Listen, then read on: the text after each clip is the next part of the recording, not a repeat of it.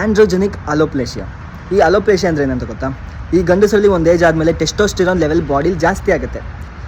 5-ಆಲ್ಫಾ ರಿಡೋಕ್ಟೇಸ್ ಅನ್ನೋ ಒಂದು ಎನ್ಸೈಮ್ ಮುಖಾಂತರ ಆ ಟೆಸ್ಟೋಸ್ಟಿರಾನು ಡೈಹೈಡ್ರಾಕ್ಸಿ ಟೆಸ್ಟೋಸ್ಟಿರಾನ್ ಕನ್ವರ್ಟ್ ಆಗುತ್ತೆ. ಇದು ಕನ್ವರ್ಟ್ ಆಗಿ ಏನು ಮಾಡ್ತು, ನಿಮ್ಮ ಕೂದಲು ಏನಿದೆ ಅದು ಬೇರಿಗೋ ಕುತ್ಕೊಂತು. ಈಗೇನಾಗುತ್ತೆ, ಕೂದಲಿನ ಬೇರಿಗೆ ಕರೆಕ್ಟಾಗಿ ನ್ಯೂಟ್ರಿಷನ್ ಸಪ್ಲೈ ಇರಲ್ಲ. ಈ ಡೈಹೈಡ್ರಾಕ್ಸಿ ಟೆಸ್ಟೋಸ್ಟಿರಾನ್ ಕೆಲಸ ಏನು ಗೊತ್ತಾ? ಅದು ಕೂದಲ ಹತ್ರ ಕೂತ್ಕೊಳ್ಳೋದು, ಕೂದಲನ್ನ ತಿನ್ ಅಂದರೆ ಸಣ್ಣದು ಮಾಡ್ತಾ ಬರೋದು. ಆ್ಯಂಡ್ ಒಂದಿನ ಅದು ಉದುರೋಗುತ್ತೆ. ಈ DHT ಯಾಕೆ ಜಾಸ್ತಿ ಆಗುತ್ತೆ ಗೊತ್ತಾ? ಆಕ್ಸಿಡೇಟಿವ್ ಸ್ಟ್ರೆಸ್ ಜಾಸ್ತಿ ಆದರೆ ಆಗ್ಬೋದು. ಇದು ಯಾವುದರಿಂದ ಆಗುತ್ತೆ? ನೀವು ಸಿಗರೆಟ್ ಮಾಡ್ತಾ ಇದ್ರೆ, ಆಲ್ಕೋಹಾಲ್ ತೊಗೋತಾ ಇದ್ರೆ ಆ ಕಂಡೀಷನಲ್ಲಿ ಆಗುತ್ತೆ. ಅದನ್ನು ಆಕ್ಸಿಡೇಟಿವ್ ಸ್ಟ್ರೆಸ್ ಕಮ್ಮಿ ಆಗಬೇಕಂದ್ರೆ ನೀವು ಸಿಟ್ರಸ್ ಫುಡ್ ತೊಗೊಂಡ್ರೆ ರೆಗ್ಯುಲೇಷನಿಗೆ ಬರುತ್ತೆ.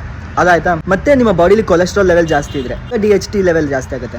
ಮತ್ತಿನ್ನೊಂದು ಇನ್ಸುಲಿನ್ ರೆಸಿಸ್ಟೆನ್ಸ್ ಇದೆ. ನೀವು ಊಟದಲ್ಲಿ ಪ್ರೋಟೀನ್ ತಗೊಂತಿಲ್ಲ, ಫೈಬರ್ ತಗೊಂತಿಲ್ಲ, ಬರೀ ಕಾರ್ಬೋಹೈಡ್ರೇಟ್ನೇ ತಗೋತಿದ್ದೀರಾ. ಅದರಿಂದ ಏನಾಗುತ್ತೆ, ಇನ್ಸುಲಿನ್ ರೆಸಿಸ್ಟೆನ್ಸ್ ಆಗುತ್ತೆ. ಇನ್ಸುಲಿನ್ ರೆಸಿಸ್ಟೆನ್ಸ್ ಆದರೆ ಈ ಥರ ಕೂದಲು ಸಮಸ್ಯೆ ಎಲ್ಲ ಆಗುತ್ತೆ. ಮತ್ತೆ ಇನ್ನೊಂದು ಮೇನ್ ಕಾರಣ ಸ್ಟ್ರೆಸ್ಸು. ನೀವು ಯೋಗ ಮಾಡ್ತಿರೋ, ಎಕ್ಸಸೈಸ್ ಮಾಡ್ತಿರೋ, ಧ್ಯಾನ ಮಾಡ್ತಿರೋ, ಮೆಡಿಟೇಷನ್ ಮಾಡ್ತಿರೋ, ಏನು ಮಾಡ್ತಿರೋ ನಿಮಗೆ ಬಿಟ್ಟಿದ್ದು.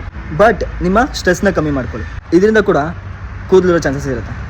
ಮತ್ತು ನಿಮ್ಮ ಊಟದಲ್ಲಿ iron, vitamin B12, vitamin D, vitamin B6 ಮತ್ತು ಜಿಂಕು, ಮೆಗ್ನೀಷಿಯಮ್ ಈ ಥರ ನ್ಯೂಟ್ರಿಷನ್ಸು ಹೆಚ್ಚಾಗಿರೋದನ್ನು ನೋಡ್ಕೊಳ್ಳಿ. ಸೊ ಮತ್ತೆ ನಿಮ್ಮ ಕೂದಲು ಉದುರದೇ ಇರೋಕ್ಕೆ. ಈಗ ಹೆಚ್ಚು ವಿಡಿಯೋಗೋಸ್ಕರ ನನ್ನ ಫಾಲೋ ಮಾಡ್ಕೊಳ್ಳಿ, ಯಾಕಂದರೆ ನಿಮ್ಮ ಆರೋಗ್ಯ ನನ್ನ ಆದ್ಯತೆ.